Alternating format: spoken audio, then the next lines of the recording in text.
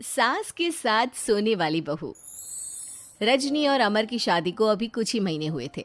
अमर अपनी पत्नी रजनी से बहुत प्यार करता था। शुरू के कुछ दिन तो सब कुछ ठीक ठाक चलता रहा, लेकिन फिर छोटी छोटी बातों पर अमर और रजनी का झगड़ा होने लगा। अरे, तुमने फिर से गीला टॉवेल बेड पर डाल दिया। कितनी बार तुमसे कहा है कि सारा बेड गीला हो जाता है। अरे गुस्सा क्यों कर रही हो? गलती हो गई मुझसे, अगली बार ध्यान रखूंगा। बस हर बार पर बस यही कह के चल देते हो। सारा दिन सफाई तो मुझे करनी पड़ती है ना। देखो रजनी, इस तरह नाराज मत हो। मैंने कहा ना, मैं ध्यान रखूंगा आगे से। और फिर रात के वक्त रजनी अपना बिस्तर उठाकर बेडरूम से बाहर जाने लगती है। अरे क्या हुआ रजनी?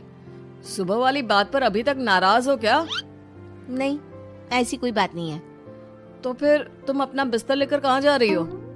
मैं मम्मी जी के कमरे में सोने जा रही हूँ। मम्मी जी अकेली है ना। अरे कैसी बात करती हो रजनी? शादी के बाद लड़कियां अपने पति के पास अपने बेडरूम में सोती हैं। सास के पास कौन सोता है? मैंने कहा ना, मेरा मन कर रहा है इसलिए मैं मम्मी जी के पास सोने जा रही हूँ। अरे रजनी, मेरी बात तो सुनो यार।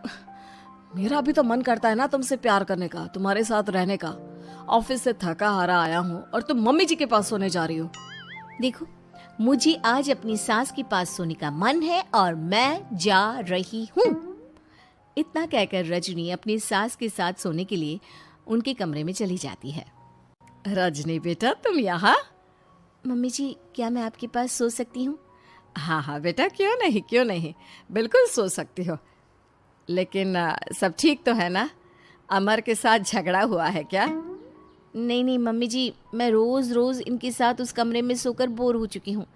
थोड़ा सा चेंज हो जाएगा इसलिए आपके पास सो जाती हूँ। आपको कोई एतराज हो तो बता दीजिए। अरे नहीं नहीं बेटा, ऐसी कोई बात नहीं, सो जाओ। और फिर अगले दिन। अमर बेटा, तुम्हारा रजनी के साथ कोई झगड़ा हुआ है क्या?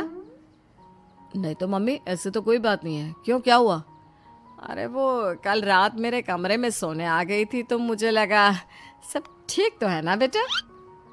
नहीं मम्मी जी, वो ऐसी ही, बस उसका मन किया होगा। कह रही थी कि मम्मी अकेली है इसलिए आपकी चिंता हो रही थी।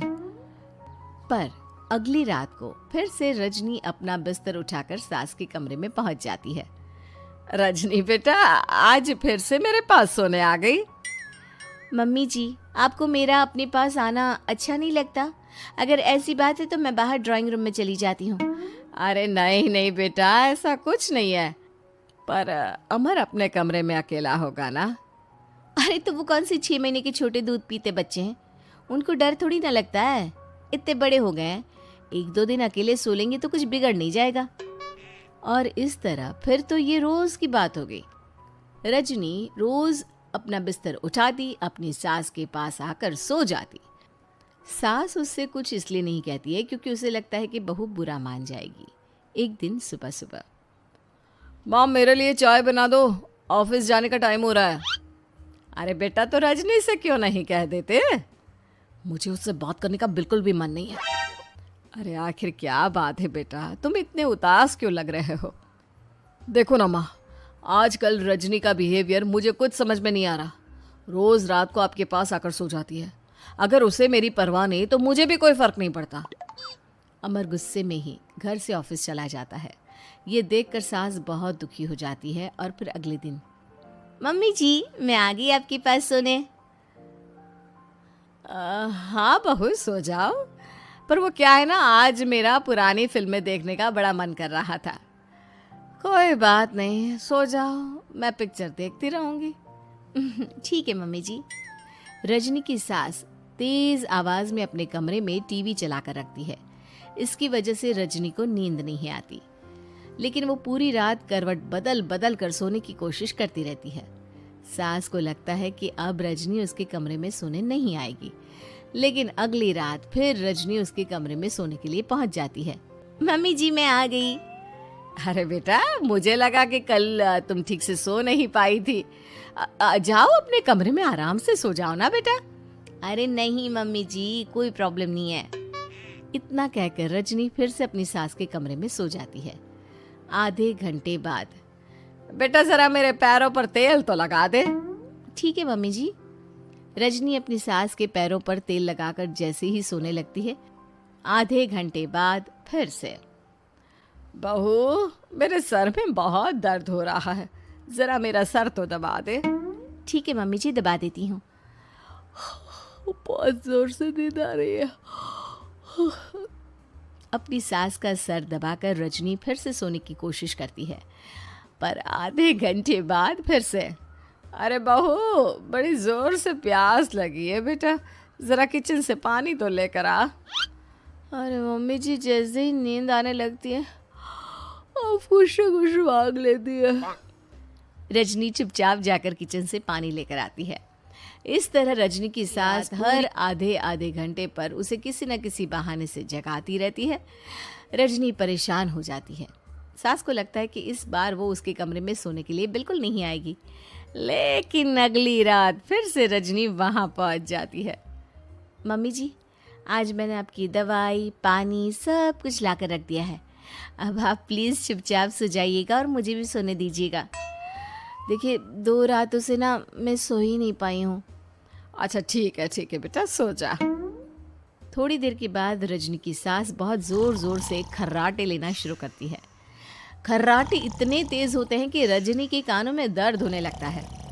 हे भगवान, मम्मी जी को क्या हो गया है? क्या करूँ, कहाँ जाऊँ मैं? परेशान होकर रजनी वापस अपने कमरे में जाती है। रजनी, आज तो बहुत दिनों के बाद अपने बेडरूम में सोने आई हो। आ जाओ। वैसे भी तुम्हारे बिना मेरा मन नहीं लगता। क्या करती, तुम्हारी मम्मी के खर्राटों ने तो मेरी नींद उड़ा कर रखी है। अब मुझे यहीं पर सोना पड़ेगा। अगली सुबह।